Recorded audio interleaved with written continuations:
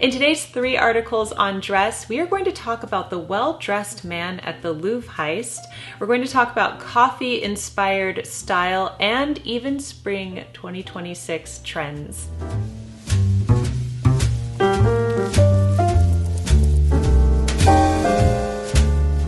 Hello everyone, Jennifer here, and welcome back to the Daily Connoisseur. All right, I know you love 3 articles on dress, and when I found the article on the well-dressed man at the Louvre Heist, I thought I need to resurrect it. I have to bring it back. We need to discuss this. So we're going to discuss 3 fashion and style related articles today. But right now, let's jump into this story. We have all heard by now about the heist at the Louvre. I can't believe this was actually pulled off. So if you haven't heard about it, there was a major jewel heist at the Louvre in Paris, and it was like a sensational story. But I'm not really focusing on that today. I want to focus on this well-dressed stranger because he is lighting the internet ablaze. I have an article here from AP News that says, the mystery man in an AP photo after the Louvre jewel heist creates a buzz. Now, at the time of filming this video, I'm not sure who this is. The internet still doesn't know. There's an air of mystery about this gentleman, and as you know, if you have read Lessons from Madame Chic, cultivating an air of mystery is incredibly powerful indeed. And this gentleman knows it. So what's going on here? All right. In the article, it says, it was shortly after the stunning heist of the crown jewels at the Louvre when Paris-based Associated Press photographer Thibaut Camus caught in his frame a dapperly dressed young man walking by uniformed French police officers, their car blocking one of the museum gates. Instinctively, he took the shot. It wasn't a particularly great photo with someone's shoulder obscuring part of the foreground, Camus told himself, but it did the job, showing French police sealing off the world's most visited museum after the brazen daylight robbery last Sunday. Plus, Camus figured the guy walking past the officers was unusually well dressed in a coat, a jacket, and tie, and wearing a fedora, adding a touch of Paris couture to the scene.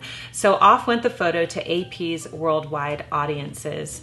From there, fertile imaginations sprung into high gear, whipping up an online buzz. Posts on social media declared the well-dressed man to be a French detective, if you will, a more dashing version of the famed Inspector Clouseau from the Pink Panther movies, even though AP's photo caption had not identified him. A post on X that now has 5.6 million views says, actual shot, not AI, of a French detective working on the case of the French crown jewels that were stolen from the Louvre.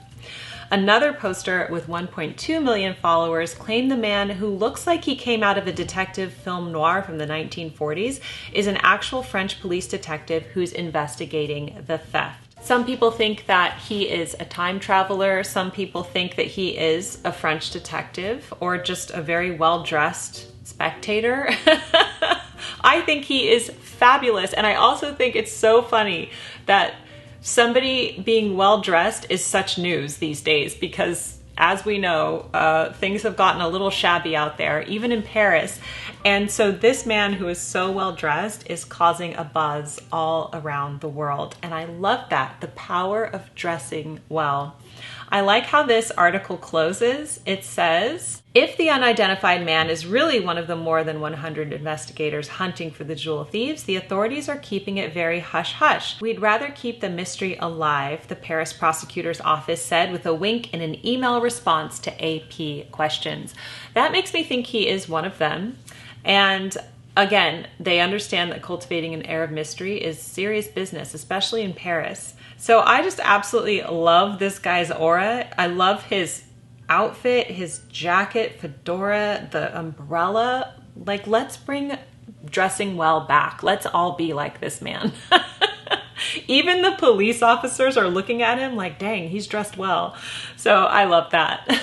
All right, let's move on now to Vogue, where we are going to talk about the trends from the spring 2026 runway shows.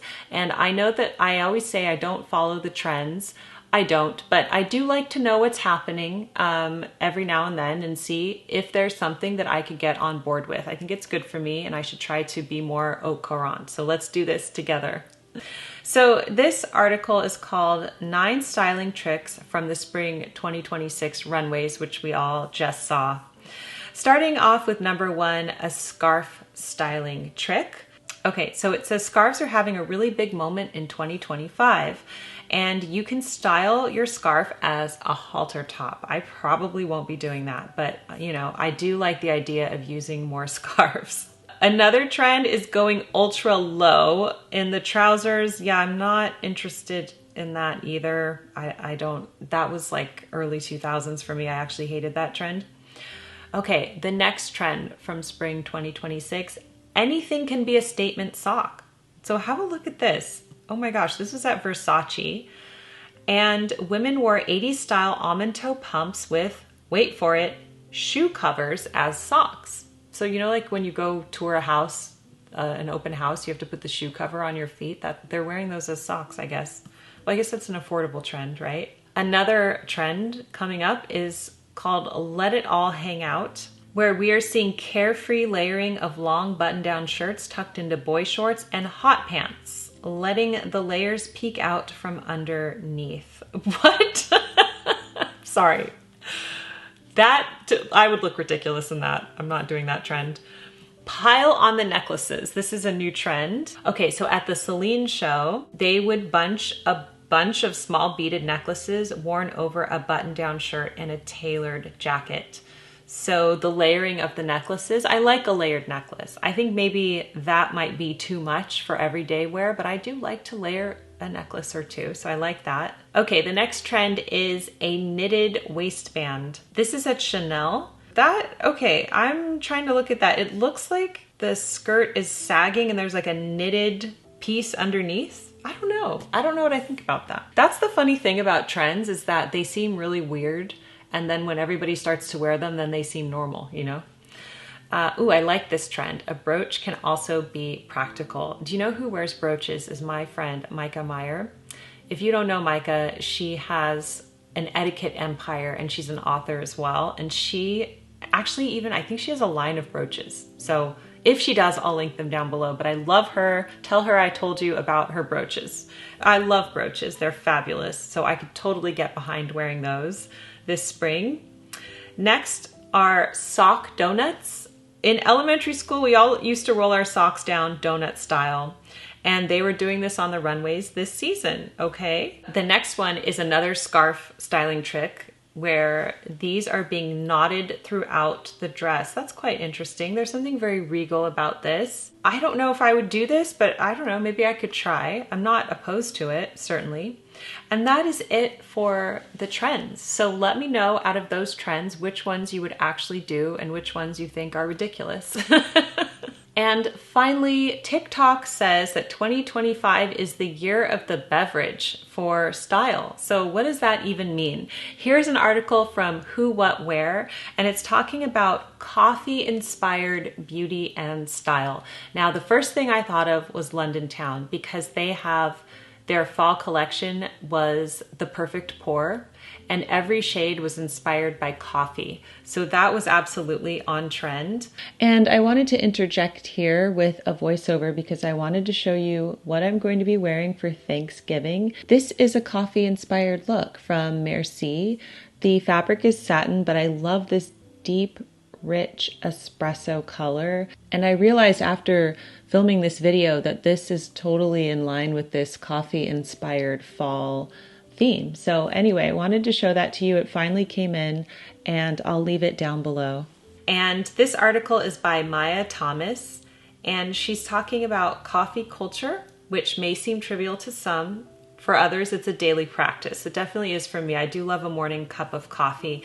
And so in her article, she has pulled some interesting coffee-inspired beauty products. So first ones are fragrances. This one is called Vietnamese Coffee by Da Nam. Now, I cannot imagine wearing a coffee-inspired perfume. I don't know about that. What do you think?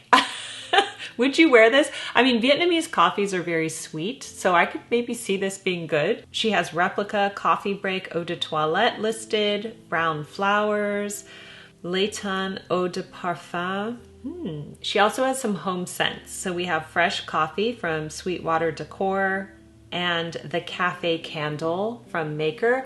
Again, I don't know. I like the smell of real fresh brewing coffee. I don't know if I'd want it as a fragrance in my home or on me, but let me know what you think. And then she moves on to makeup. Now, I do love a good brown lip. I tried to recreate one here for you. I'll leave the shades down below, but I am all about a coffee inspired makeup look, especially for the fall. I love that. I love the nails, the kind of brownish makeup, bronze colors as well.